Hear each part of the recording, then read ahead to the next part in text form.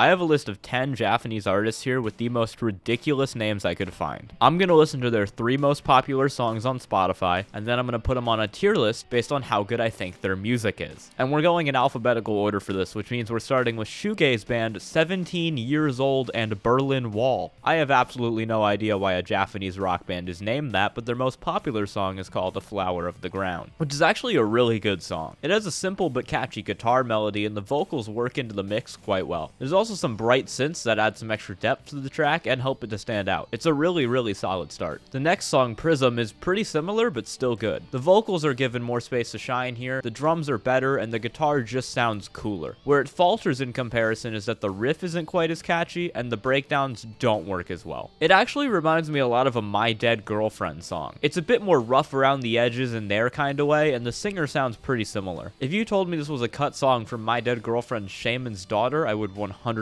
believe you. The third song, 1,000 Days, is pretty different. It's a lot less dense, falling more into the realm of dream pop. It's quieter and it gives you more space to breathe in comparison to the energetic sound walls on the first 2 tracks. I don't like it quite as much as the first 2, but it's still pretty nice. 17 Years Old and Berlin Wall gets an A on the tier list. We are off to a very strong start with them. Next up, we have the idol group ASP, which doesn't seem that bad until you realize it stands for Anal Sex Penis. Yes, that is a Portishead parody for an album called Anal Sex Penis. It's a name so bad that they themselves have tried to rebrand as Anti-Society Punks, which is maybe the least punk thing you could possibly do in that situation. The first song here is called I Hate You. This is not particularly good. This is trying to take inspiration from like synth pop, general electronic, and idol J-rock all at the same time, and it doesn't do any of them very well. It's not catchy at all. The vocals are annoying. Basically every instrument sounds bad. I don't like it. The next one is Hypercracker, and this has at least one good element, that being a pretty solid melody. It's not enough to overcome the fact that basically every other part of this song is bad though. Again, the instrumental just sounds really cheap. They continue to sound like a worse version of Sato. There's no reason I would ever listen to this again. There's a lot of cool artists doing hyperpop inspired rock stuff right now, and this is like the dollar store brand of that. It's more directly rock than a lot of those groups, but why would I listen to this over like Sato or even TMP? There's no reason for me to ever listen to this again. And their last song is No Colors, which instead of sounding like a worse Sato song, sounds like a worse Asaki song. I know it's supposed to be a more electronic rock instrumental, but again, it just sounds cheap and half-assed. It's overproduced as hell. The percussion is also particularly bad and annoying on this one. ASP gets a C tier, and they're lucky it's not a D. It could be worse. Not much though. Next is rapper Andy Toy Store. Andy with 2 D's in it. This has to be a Toy Story reference, but I am baffled by basically every other decision that went into this name. Why is Andy spelled wrong? His first song is Grimace. This is a perfectly fine lo-fi rap song. It's pretty short and it's not anything special, but he's got a good voice and a solid flow. The beat is nothing you haven't heard before, but like I said, it's totally alright. I wouldn't mind listening to this. Second is Like Us. The beat's more interesting here than on Grimace, but again, not something you haven't heard before. It's a pretty similar sounding song, but a little more hard hitting. He brings another solid flow, and again, it's perfectly decent. Nothing special, but not at all bad. Third is Birdie. This is basically the same song again. It's got another kind of generic beat. It's a lot more in line with Like Us. The flow is again decent, but nothing special. This is again, nothing you haven't heard before,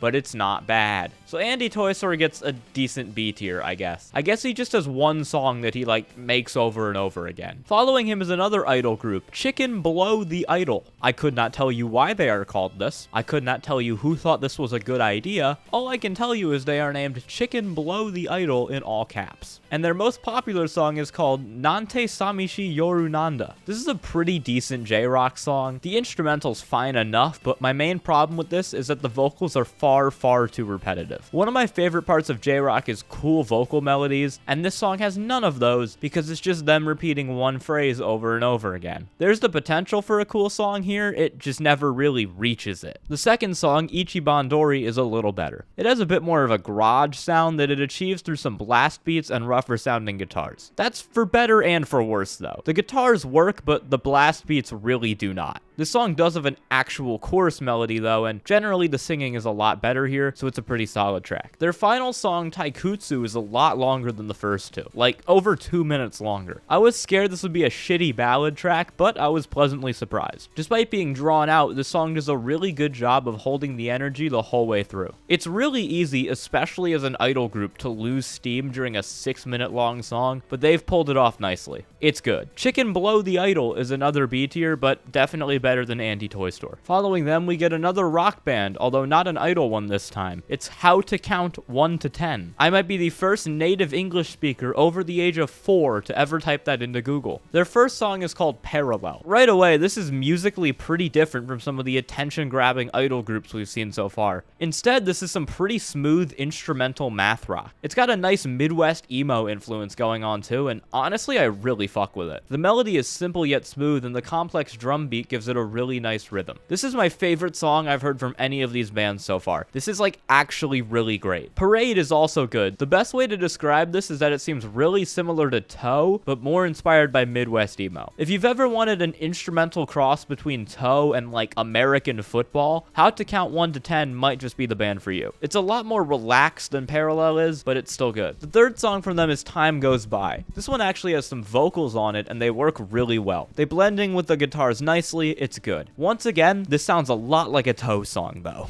If you like Toe, check these dudes out. You will not be disappointed, I don't think. How to Count 1 to 10 gets an A tier. I put all 3 of these songs on my playlist. Good stuff. Following them, we get another extremely wordy band name with Hydrant House Purport Rife on Sleepy, who have 13 monthly listeners, so I don't think they really have any popular songs, but oh well. After 3 straight rock bands on here, their song Timber Tickle is a very different sound. There's really 2 distinct sides to this song. The first half is some down-tempo trip-hop type stuff, and it's fine. Maybe a little too light, but it's not really bad at all. Then the second half is a lot more harsher electronic, but that part is just kinda bad. It lasts way too long and doesn't do anything interesting in the time frame. It's not my favorite song. Flicker's Dedication is more like the first half of Timber Tickle, but I do like it a lot more. It has some cool vocal manipulation going on, even if it is a little overused, and the dark bass helps it sound more haunting than the last one. There's more emotion and feeling to this, I guess. I'm not sure if I'd ever listen to this again, especially considering it's a little over 6 minutes long, and it still sounds like a worse version of Poison Girlfriend, but it's decent. The last song, Walk in the Sun, is a bit harsher. It's got more distinct melodies and rhythms compared to the last 2 songs, which were being carried mostly on vibes. That leads to this song having a lot more substance to it, which is good. The percussion's a lot harsher, the vocals are better, the synth melody is super cool. This is a big improvement from the 2 songs preceding it. It also drags Hydrant House Purport Rife on Sleepy up to B tier, narrowly avoiding C. Next is one of 2 artists on this list I've actually listened to before, that being Mississippi Khaki Hair. Shout out to Angura. If you want to learn more about this band, check that stuff out. The only explanation I can come up with for this band name is that they just grabbed 3 random words out of an English dictionary and shoved them together. I've heard their 2022 EP 7 and it was pretty decent, so let's see how some other stuff from them is. The first song is actually the title track from that EP 7. Coming back to this a second time, I definitely like this more than I did the first time I heard it. The melancholy whispering in the vocals combined with the great guitar melody makes this a really beautiful rock song. The more I listen to this, the more I notice all the cool little songwriting details that just make this great. Like the bass parts and the verses are really cool, and the drumming and the build up to the chorus is excellent as well. This song is good, even though it does remind me a lot of Dangerous Night by 30 Seconds to Mars, which is concerning, but it's still good. Next is Friday Night, parentheses, a song for Manic Pixies. I'm glad someone finally made a song for me. This is pretty similar to 7, so it's also good. It's a lot more distinctly post-punk though, with all the cool riffs to go along with that. Also, this song is a little rougher around the edges. 7 was really smooth, but there's parts of this that just don't work super well. There's a bit towards the end where his vocals elevate and he starts screaming, but if anything, the instrumental gets less energetic. It's a weird juxtaposition that just does not work in the track at all. Regardless, it could be worse. I've heard worse so far. It's not bad. Third is My Dream Girl, and this is my favorite one out of the 3. It kind of merges the polished indie rock of 7 with the post-punk rhythms from Friday Night. One improvement here is in the drumming. It's really cool, but I think it's a bit too low in the mix, actually. I wish it got to shine more, because I think it's really awesome. The biggest improvement, though, has got to be in the singing. I don't know if it's just me, but the English on this song is way more understandable, and his vocal performance is generally just a lot better. He's more energetic, he shows more emotion, and overall just sounds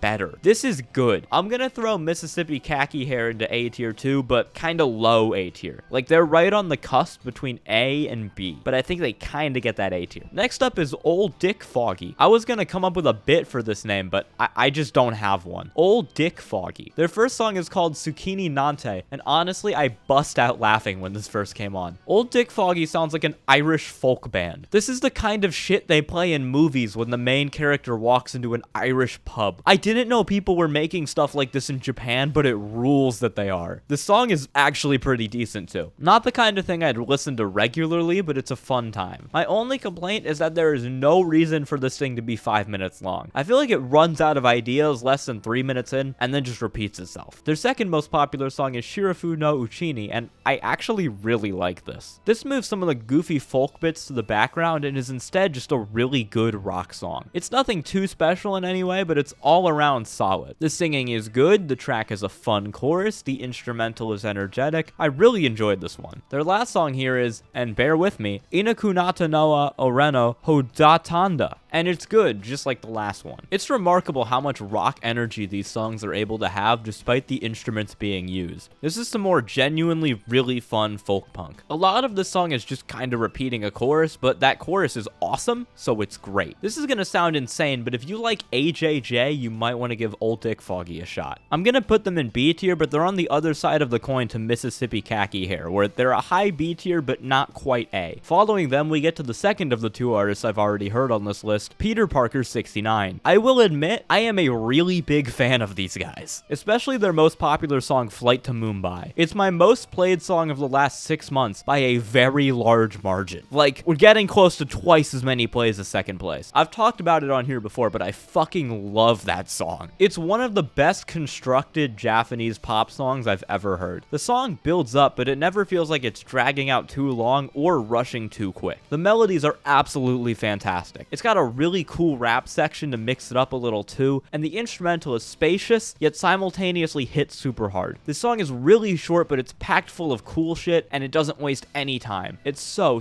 good. Next is Fallpoi, which is good, but not really one of my favorites from them. The star of the show here is Peter Parker 69's fantastic melodies. That's really the thing they're best at. They consistently come through with some of the best pop melodies you've ever heard. My issue with this song is that instrumentally, it's all over the place. There's some good bits, but too much of it just doesn't land at all. It's still solid, but like, they have better. And then their third most popular song is the pptime remix of Mirai by Tofu Beats. I've also talked about that Tofu Beats album on here, and I think I kinda just skipped over Mirai because I didn't like it very much. This remix is 1 minute and 20 seconds long, which is even more interesting when you realize that Mirai is over 5 minutes long. There's not really a lot to this. It's honestly barely even recognizable as Mirai by Tofu Beats. It is kinda funny the way that half the lyrics are just about now it's pee-pee time though. Peter Parker 69 gets A tier. I will admit I am biased because I am a pretty big fan of this group, but if the right songs were there, they would be S tier easily. And finally, our last and probably most famous artist here, the Michelle Gun Elephant. Not Machine Gun, Michelle Gun. These guys actually have a Wikipedia page, so we can learn that the name came about because one of their friends mispronounced Machine Gun Etiquette, which is certainly one way to get a band name. This is a band I've known about for a while, but never actually got around to checking out, so I guess this is a pretty good excuse to do that. Their first song is called Sakai no Owari. It's a really fun and energetic garage rock song that features some really cool riffs and good singing. My biggest issue with it is that it's kinda too long. It's similar to some of the old Dick Foggy songs in that regard, where it kinda accomplishes everything in the first 3 or 4 minutes, but keeps going for another 2 anyway. I'd be more upset, but those extra 2 minutes are still really fun. It could have been cut shorter, but I enjoy it still. The second most popular song from them is called Smokin' Billy. This is one of the best songs I've heard so far, probably second behind Flight to Mumbai. This song is not only a lot more punk than the last one, which I love, but it also improves in basically every aspect. The riffs and vocals are still great, but I think the songwriting really takes a step up here. It's also a lot more concise at a normal song length of 3.5 minutes. I've been meaning to listen to the album this song is on, Gear Blues, for a while, and this has definitely convinced me to check it out. Although the third song, Get Up Lucy, is a bit bit of a disappointment after that one. This is a similar problem to track 1, but it's even more apparent. This is maybe a minute and a half worth of song repeated for 4.5 minutes. And that minute and a half isn't very good. Because there's no real progression to it, it just feels stagnant and boring. Regardless of that though, the Michelle Gun Elephant gets an A tier. This tier list isn't very helpful, so let me split this up. In S we have Nothing. Awesome. In A+, we have 17 Years Old and Berlin Wall, and How to Count 1 to 10. In A-, it's Mississippi Khaki Hair, The Michelle Gun Elephant, and Peter Parker 69. Peter Parker 69 would absolutely be higher if it was a different selection of songs, but from the 3 I'm working with, they are in A-. In B+, it's Old Dick Foggy and Chicken Blow the Idol, and in B-, it's Hydrant House Purport Rife on Sleepy and Andy Toy Store. And in bad tier, it's ASP. Thank you for watching. I will absolutely do more parts of this because I went on Discord and asked people for suggestions and got like 40 more just as insane band names, so watch out for those. If you know a completely delusional Japanese band name, please comment it and I will add it to the list for future videos and we can all make fun of it together. Thank you. Bye.